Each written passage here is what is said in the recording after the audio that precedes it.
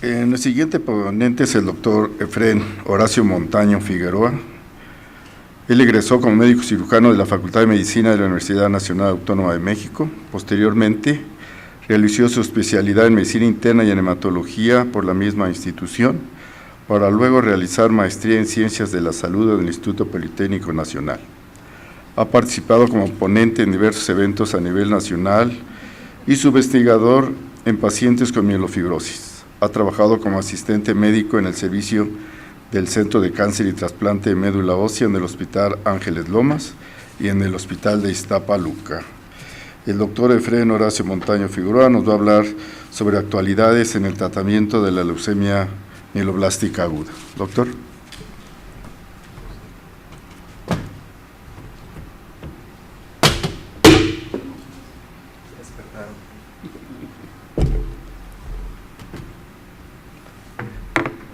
Dice doctor Selva, creo que leyó el currículum, nunca estuve en el Politécnico. ¿La maestría? La maestría sí, pero hice maestría en Berlín, Alemania, o sea, un poquito más lejos, sin presumir tanto. ¿Mandé? Ah, sí, pasaron mal los datos. Pero bueno, ya me conocen. Y hablaremos en estos últimos minutos de la sesión, que bien decía la doctora León, que allá está en tercera línea, que ser el último, bueno, ya mucho se tocó y ya precisamente solo hablaremos de algunos puntos que no haya mencionado Nidia, que no haya mencionado Jorge, que no haya mencionado la doctora. Antes de iniciar cualquier tratamiento, nos respondemos estas preguntas. ¿A quién tratamos? ¿A un joven, a un viejo, a una mujer, a un hombre? Si el paciente está viejo, mayor de 65 años, ¿está apto para físicamente o tiene alguna comorbilidad? Si también son importantes, que ya todos se mencionaron los antecedentes personales, si tuvo cáncer, si tuvo mielodisplasia previamente. Y también, aparte de todo esto, sin dejar de tomar en cuenta la biología de la enfermedad, si es refractaria, la heterogeneidad biológica propia de esta enfermedad. No hay duda que cuando tenemos un paciente joven, menor de 60 años, se tiene que inducir, se tiene que consolidar y tiene que trasplantarse, ahí no tenemos ninguna duda. Puede ser alogénico, que es lo ideal, o si tiene una enfermedad mínima residual negativa al final de la consolidación, se puede hacer incluso un autólogo, que hay muchos grupos que lo apoyan así. Pero el problema viene cuando tenemos un paciente mayor de 60 años. Lo tenemos que inducir igual que un joven, lo tenemos que consolidar o lo tenemos que someter a un trasplante. Y mucho se ha visto ya esta gráfica, vean, el paciente después de los 65 años, la supervivencia o la posibilidad de vivir más de 2 años es menos del 5% en todos. En realidad, para iniciar una quimioterapia en un paciente después de los 60 años, tendríamos que hacer una evaluación geriátrica previamente, con todo como aquí ya se publicó, porque sabemos que los pacientes después de los 60 años tienen genes que los hacen refractarios al tratamiento, son más susceptibles a aplasias medulares severas y tienen unas remisiones muy cortas. Y deberíamos de hacer bien, en este estudio es muy famoso, donde simplemente tener más de 3 comorbilidades disminuía más del 40% la posibilidad de que remitiera y de que viviera ese paciente. En el Hospital General de México hacemos así muy pequeñito y vemos si es apto para quimioterapia intensiva. Voy a poner los lentes porque ya no veo.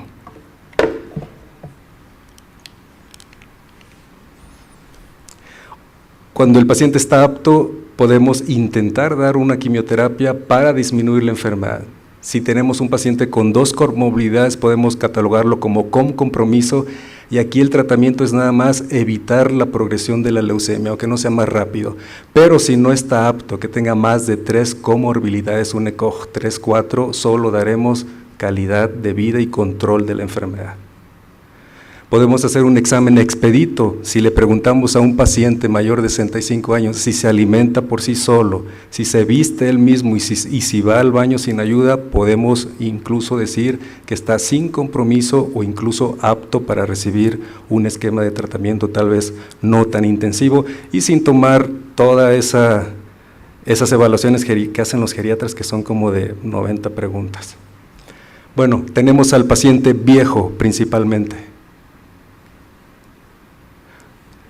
Para decir que si podemos darle un tratamiento intensivo, tenemos que tener entre 60 y 70 años, un ECOG menos de 2 comorbilidades, hiperleucocitosis al inicio, que no sea apto para trasplante, que sea una leucemia Lenovo, una citogenética favorable y todos los que hemos mencionado. Un tratamiento no intensivo o epigenético es mejor en esos mayores de 70 años, con esas casi pues todo lo contrario que es a lo no intensivo. Sabemos que un paciente después de los 60 años, aunque reciba un tratamiento intensivo, tendrá una remisión en un 45% de los casos, una supervivencia libre de enfermedad máximo de 12 meses, una recuperación hematológica prolongada y una calidad de vida muy pobre. Por eso debemos tener una muy buena evaluación, sobre todo en el paciente después de los 65 años. Y bueno, teniendo en cuenta todos los factores de riesgo, ya vamos a ver inducción, consolidación y mantenimiento, que es también la controversia, porque realmente no hay ningún estudio que avale que el mantenimiento aumente la supervivencia en el paciente después del tratamiento, del trasplante. O lo que sí se puede usar ahora, un mantenimiento con hipometilantes o con las nuevas terapias que también mencionaremos un poco. El perdurable y que nada, como al CHOP, que nada lo ha quitado desde hace 40 y… Vean, yo nací 4 años después de esta fecha y todavía sigue. El 7+3, se dice que quien lo creó era un católico, que ya está su nombre, que lo mencionó Jorge, que creía mucho pues, en el Génesis, por eso incluyó los 7 días. No creas que puso un día, 2 y comparó a todos los pacientes, nada más 7 días por la creación y 3 días por la Santísima Trinidad. Y de hecho, pues le atinó. Vean que también la divinidad tiene mucho que ver en que le vaya bien al paciente. Y desde entonces seguimos usándolo. Si ven acá abajo, todos los grupos que tratan leucemias en el mundo han agregado etoposide, aumentado dosis, bajados días, han iniciado con Idaflag, con citarabina, pero ninguno ha superado al 7+3, al menos en las remisiones. Como han dicho ya los ponentes previos, hasta el 70-80% de todos los pacientes remite con el 7+3, pero pues no hay una curación. Si sabemos que después de la inducción lo que tratamos o lo que hay un aumento es de la célula iniciadora de la leucemia. Vean, estos son los drivers o iniciadores de una leucemia que siempre están al inicio y que tienen que ver con los cambios epigenéticos. Por eso la terapia en un paciente viejo está muy bien basada en tratamiento solo con hipometilantes. Y importante que el 60% de estas alteraciones iniciales o drivers persisten en un paciente que tiene una remisión completa, incluso por cariotipo, que bueno, solo los vemos como molecular. De todo, si llega el paciente con 500,000 leucos, de todos ese bonche de células, solo el 2 al 3% son células pues de la muchedumbre. De hecho, solo el 2% son células iniciadoras de leucemia y que son realmente las que debería de atacar o destruir el tratamiento quimioterápico para poder lograr una remisión, incluso una curación. Se ha visto también que el 30% de los pacientes que debutan con una leucemia aguda mieloide, la CIL o la célula iniciadora de la leucemia, abandona su nicho. Realmente son ese 30% de pacientes que les damos inducción 7+3 y que viven más de 5 años que no supimos ni cómo, aunque sea de alto riesgo, pero tuvieron la suerte por la Santísima Trinidad que justo cuando les dimos 3+7, ese 2% de células iniciadoras de leucemia anduvo en la periferia y se destruyeron con la quimio. Porque incluso en los años 90 se usaba filgrastim y otros estimulantes de colonias con el fin de que sacaran a la CIL o a la célula iniciadora de leucemia del nicho medular y poder curar a la leucemia. Podemos comparar, por ejemplo, la célula iniciadora de leucemia como la abeja reina. La abeja reina siempre está en la colmena. De hecho, si hay miles de abejas dentro de una colmena, pero si se muere la reina, se muere toda la colmena y se mueren las miles de holgazanes y de trabajadores que hay dentro de esa colmena. De hecho, los apicultores, vean, marcan siempre a la célula reina, a la abeja reina, porque cuando pasan 2 años ellos mismos tienen que destruirla porque termina la capacidad reproductiva de la abeja reina y la colmena deja de dar miel. Así dejaría de dar células leucémicas si destruyéramos a la célula iniciadora de leucemia, que realmente todos los tratamientos debieran ir enfocados solamente a destruir esto. Sin reina nada funciona y sin sil no hay leucemia. Les decía, aquí la están pintando para que pueda ser renovada cada 2 a 3 años. Y es que la célula iniciadora de leucemia es voraz, tiene tantos mecanismos protectores dentro del nicho medular que la hacen casi, pues hacen un escudo contra toda la quimioterapia y todo lo que usemos para poder destruirla. Vean, el apetito voraz, el voraz apetito sexual de la abeja reina, la única función de la abeja reina es salir de la colmena y, bueno, no le diría acostarse porque anda volando, pero es aparearse hasta con 50 abejas diferentes en un solo día. De hecho, la abeja reina guarda el semen de esos 53 compañeros y la única función de ella es estar poniendo el semen en cada hexágono y de ahí surgir otra abeja obrera o una holgazana. Se ha comprobado también que la célula iniciadora de leucemia reacomoda el nicho a sus necesidades, es decir, a sus propias moléculas de adhesión, a todos los anticuerpos y a todas las proteínas mutadas que están expresándose sobre la membrana plasmática. Y por eso también la hace invencible contra la quimioterapia que usamos. Han visto ustedes también que cuando alguien quiere tratar de espantar a las abejas con humo o algo, todas las abejas que existen en la colmena irán a proteger solo a la abeja reina, se le van a subir encima para que no llegue hacia ella pues la destrucción. Esta es la danza nupcial, tiene que hacer la abeja reina ciertos círculos para decir o avisarle a los obreros que está en días de aparearse y pueden llegar en el aire, tiene relación sexual y ahí solo lo que hacen es estar colectando el semen de todos ellos. Entonces la verdad absoluta es que si se extingue la célula iniciadora de leucemia, tendremos la curación de la leucemia aguda mieloide. Mucho de lo que se ha estudiado y que actualmente también otra vez volvió en boga es el CD47. Todas las células iniciadoras de leucemia aguda mieloide expresan el CD47, que esto hace que los macrófagos no se la coman o no la fagociten, por eso se llama el antígeno don't eat me signal.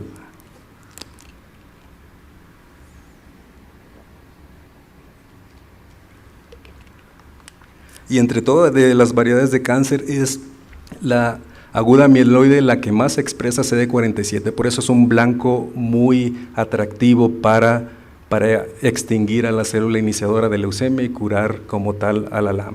Vean acá, son los estudios iniciales, cómo los pacientes que expresan más CD47 tienen menos posibilidad de curación.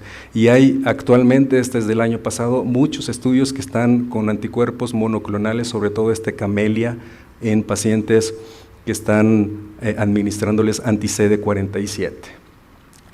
Y si vemos el CD47, bueno, estas son los eventos claves en una leucemogénesis. Primero tenemos todas las mutaciones que ya nos hablaron, después los eventos antiapoptóticos, pero el quinto paso es de los más importantes, la evasión del sistema inmune, y ahí está la expresión incrementada del CD47. Por eso los investigadores están muy abocados a inhibir esta expresión aumentada y con eso seguramente habrá curación de la leucemia.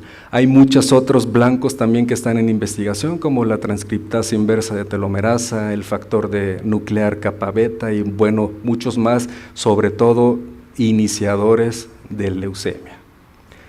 Y también pues muy poco ha cambiado con el tiempo en las guías de tratamientos de la NCCN, sobre todo sigue persistiendo, como decíamos desde el inicio, el 7+3, pero se han agregado nuevas terapias, sobre todo en la inducción a la remisión. Sí, como vemos aquí, si vemos las guías de 1980 y las de hoy, lo único que cambiaría es que se ha agregado el Gentusumab, la midostaurina y las drogas liposomales, pero todo el resto continúa exactamente igual.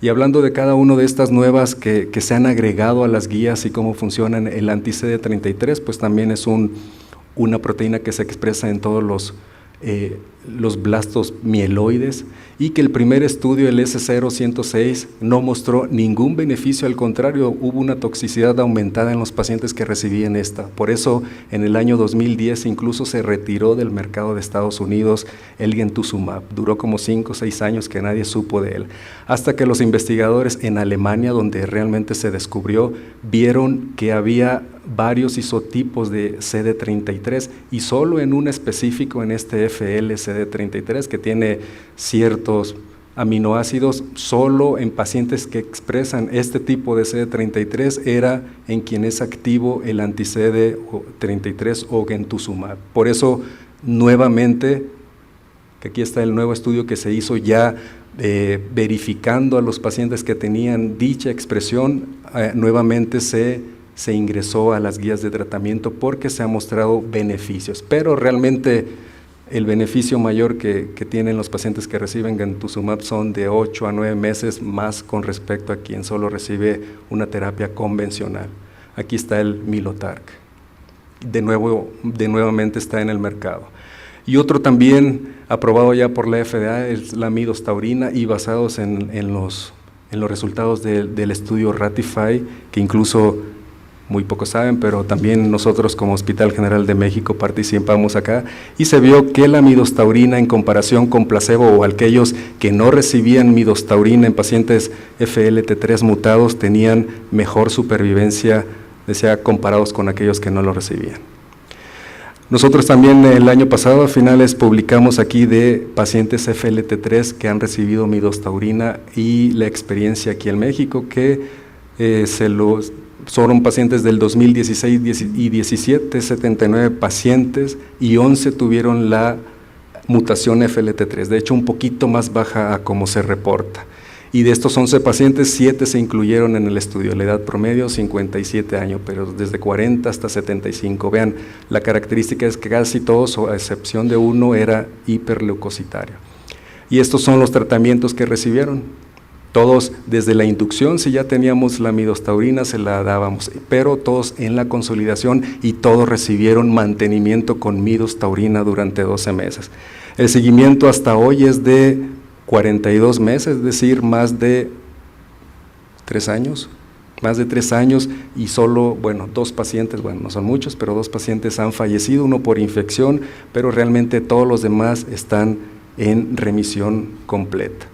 Y lo que hemos dicho mucho, la midostaurina es como un puente cercano, como esos puentes románticos que hay en Venecia, que da alegría cruzarlos y llegar a un trasplante. Les da al paciente la oportunidad de llegar al trasplante sin caminar esta tortuosidad, y que se pueda complicar y que a veces pueda recaer en ese camino para llegar a un trasplante de médula ósea, sobre todo en pacientes jóvenes. También ya está corriendo a nivel mundial el PKC41 2220, otro estudio con midostaurina en consolidación y en mantenimiento. A diferencia de otros inhibidores de FLT3, midostaurina pues actúa a varios puntos también de la mutación, por eso lo hace con mayores beneficios sobre el paciente. Y que también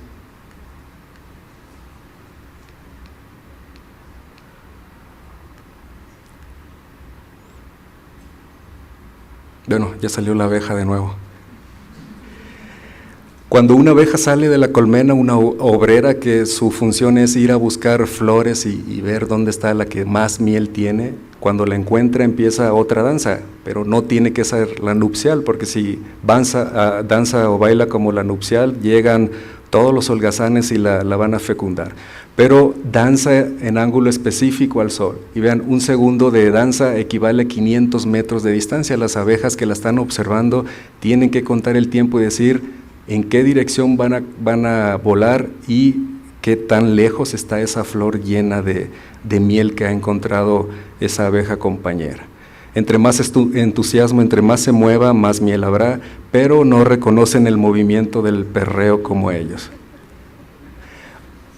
Tampoco hay duda que la acitidina en pacientes mayores de 60 años pues es también ya igual que el mielodisplasia estándar de tratamiento en paciente no apto para una quimioterapia intensiva, y esto desde el 2014 en este reporte de 149 pacientes se vio la diferencia de aquellos que recibían estándar convencional a aquellos que recibían azacitidina, una mejor supervivencia que realmente en meses es de 8 a 9 meses más de supervivencia de no recibirla.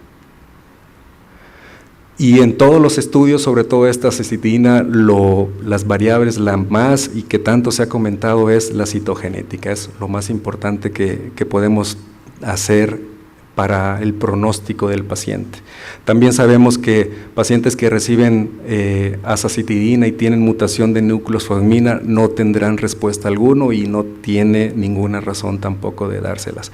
Y algo también que se ha relacionado a pacientes que van a responder a la azacitidina es que haya hemoglobina fetal más del 1% en sangre periférica. Antes de hacer el tratamiento con ASA, el paciente con leucemia, hay que medir la hemoglobina fetal, porque tiene que ver esa producción de globina gamma con la hipometilación. Entre más globina gamma tenga el paciente, es decir, más hemoglobina fetal, significa que tiene mayores mutaciones de la hipometilación y va a responder a la azacitidina.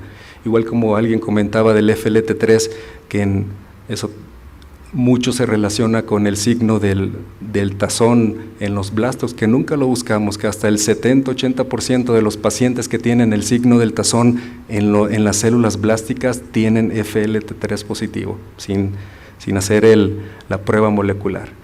Hay muchas nuevos tratamientos. En falla la azacitidina tenemos guadecitabina, y vean aquí las respuestas de un 16%, que realmente así muy espectaculares no son. Todos los nuevos tratamientos, en realidad lo que más aumentan son 8 a 9 meses de supervivencia libre de enfermedad. Uno también muy llamativo y que se está usando mucho es las citarabina y daunorubicina lipososomal. Las causas de falla, sobre todo en el paciente viejo, es que hay concentraciones séricas cambiantes, hay diferente farmacocinética en cada enfermo, la manufactura diferente, el que utilicemos una citarabina de un laboratorio a utilizarla de otro, la interacción medicamentosa que pueda haber, que el paciente viejo toma medicamentos para muchas cosas, la toxicidad y la reserva orgánica. Y se está utilizando el CPX351, que también lo mencionó Nidia, el Vixeos, ¿o no, Nidia? Sí, ¿no?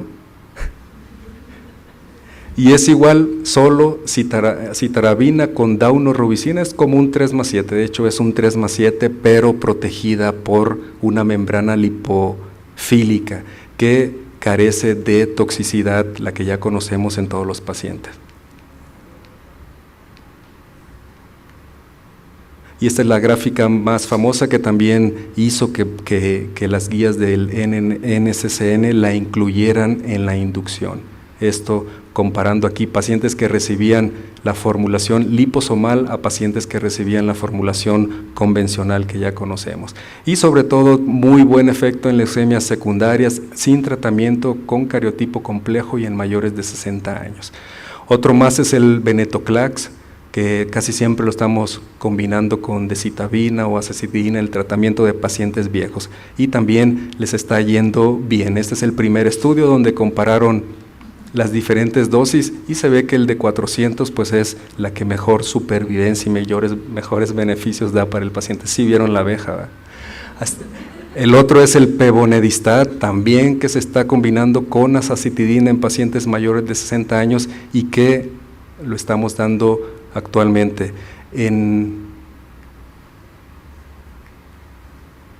Está el estudio Panther de Takeda, que también lo tenemos en el Hospital General de México desde diciembre de 2018, azacitidina más pevo, y lo comparan con pacientes con solo azacitidina. Y se incluyen mielodisplasia de alto riesgo, leucemias entre 20 y 30% de blastos. Llevamos nosotros 3 pacientes incluidos, una de 40 años y 2 de 70 años, y realmente a las de 70 años les ha ido muy bien, mejor que a la de 40. De hecho, para pacientes grandes, pues pareciera que va a ser una muy buena terapia. Y podemos hablar muchísimo más de los nuevos tratamientos, incluso de células TCARs en mieloide. Podemos usar el Glasdegib, que también tenemos el estudio BRIGHT en el Hospital General, que estamos dando ese combinado con azacitidina. De hecho, vienen pues muchas cosas buenas. Y hay un estudio que se publicó en el 2011 donde daban bezafibrato con medroxiprogesterona más vitamina A en pacientes no aptos para quimioterapia intensiva. Y bueno, nosotros también dijimos, vamos a ver si les va. De hecho, a todos los viejitos les damos progesterona. Y vean, desde el 2014, no a todos, a algunos, a los que están muy frágiles, les damos esa combinación. Hasta ahorita hemos a 18 pacientes. Y realmente es un tratamiento ambulatorio, menor incidencia de infecciones, disminución de la transfusión y sobre todo los viejitos tienen una mejor calidad de vida. Entonces, nos ha funcionado en nosotros. No viven más que un paciente que recibe quimioterapia, pero les va bien en calidad de vida sin tanto. Y esto se publicó el año pasado en Estados Unidos. Vean la supervivencia en mayores de 18 años a 5 años de todos los pacientes con cáncer, sólidos y hematológicos. Los que tienen leucemia aguda mieloide, solo el 24%, es decir, viven a los 5 años o están vivos en Estados Unidos. Imaginen acá con nosotros. Y si solo vemos la supervivencia general a 5 años, ya quitando a los menores de 60 años, está en el 2.6% en Estados Unidos. Ahora imaginemos acá. Y ya finalmente les quiero presentar este análisis de supervivencia ya en pacientes mexicanos que tenemos del Grupo Mexicano de Leucemia Aguda Mieloide, que participa, acá estamos más adelante, el INCAN, cancerología, bueno, es el mismo, nutrición, y el año pasado colectamos 525 pacientes. Vean, ahí está por centro quién más colectó, Nidias, quién más pacientes. De estos 500, el 80%, 421 recibieron quimioterapia intensiva y el 20%, 104 quimioterapia no intensiva. Vean la mediana de edad, 47, pero se incluyeron desde los 14 hasta los 95. En el 60% se hicieron cariotipo y si vemos pruebas moleculares, pues ya en muy pocos pacientes. La edad, 47, como ya habíamos dicho. Los riesgos, nuestros pacientes son más de riesgo intermedio y riesgo desfavorable más que lo favorable. En el 70% se dio daunorubicina, remisión completa en un 71% y muerte en inducción un 18%, realmente muy alta comparado con todo lo que reportan en otros países. Vean lo que utilizamos nosotros acá, consolidación con altas dosis de citarabina, ya sea 3 gramos o 1.5 gramos. No hubo ninguna diferencia en supervivencia el dar 3 gramos al dar 1 gramo, por eso lo ideal es dar 1.5, dosis intermedias.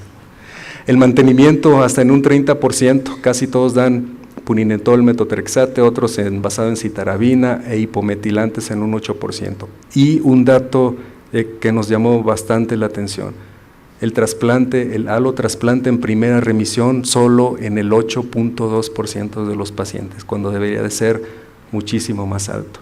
Aquí está la supervivencia a 3 años de todos nuestros pacientes del 35%, realmente muy bajita, y la mediana es de 13.9 meses de aquellos que no se trasplantan. Y vean, también se hizo esta variable en riesgo y sabemos los de riesgo citogenético desfavorable, pues son los que vivieron menos tiempo. Pacientes que recibieron o se sometieron a un trasplante vivieron 13.7 meses más, pero fueron los menos. Y concluimos en este estudio que la población más joven es que en países desarrollados está acá en México, en Europa y Estados Unidos es a los 60, 70 años, aquí 30, 39, otros países como Brasil, todavía más jóvenes, 33. Alta muerte en inducción, un 18%, comparado a un 10% que reportan países de otro mundo, y sobre todo mueren de infección, todavía pues Una conclusión puede ser que no hay estandarización en los cuidados de soporte en nuestros pacientes. Y otra vez con números rojos, un 8% de los pacientes llega a un trasplante de médula ósea. Por eso lo importante de las nuevas terapias que pueden, esa terapia puente como midostaurina, que nos pueda alargar sobre todo la espera para el que el paciente reciba un trasplante sin que tenga una recaída y sin someterlo otra vez a quimioterapia intensiva. Falta, aunque no está descrito en ninguna guía que debemos dar mantenimiento, vimos que en el 70% de nosotros lo damos, sobre todo con mercaptopurina, y bueno, vimos que sí les va un poco mejor, tienen mejor supervivencia esos pacientes que reciben eso que les comentaba. Y vean, vi esto también de la medicina tradicional china. Si vean, ellos a partir de la vitamina A desde los 70s hicieron ácido retinoico y ahora la M3 es curada.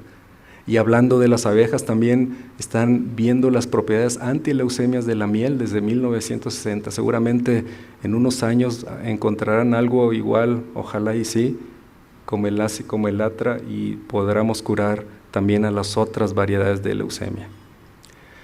Y la polinización está en crisis ahora en todo el mundo, es un final que podemos evitarlo, pero que poco hacemos ahora. Las plantas nacen y saben que van a morir en un solo lugar, no son como nosotros, si estamos en un peligro, corremos y nos escondemos, pero las plantas están a merced del humano. Y todo el uso de plaguicidas, las destrucciones de campos para siembras de otros cultivos que no se requieren tanto, están destruyendo a las abejas. De hecho, se ha disminuido un 20% la población en los últimos 10 años. Y lo que se está viendo efectos es en la producción de mezcal. Ahí sí ya todos pusieron, hasta despertaron, ¿no? Por eso están haciendo mezcal transgénico. En el café, mango, frijol. Es decir, hay que cuidar a las abejas. Conclusiones de esto, el 3+7 sigue insuperable, al menos en la inducción. En menores de 60 años el trasplante es la mejor alternativa. Sin duda la midostaurina en inducción a la remisión en FLT3 mutado. La citogenética, como vimos en todas las sesiones, imprescindible de valor pronóstico. Los nuevos tratamientos prometedores y hay que ser como las abejas de voraces.